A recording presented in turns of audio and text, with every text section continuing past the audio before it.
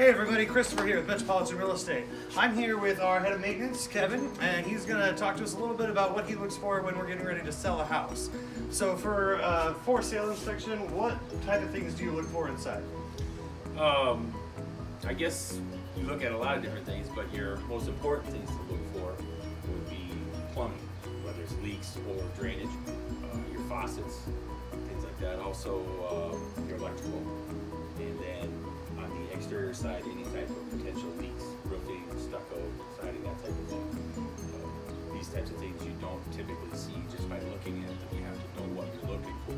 But you find these things, and that's big on preventative maintenance. All right, awesome. Well, let's go take a look.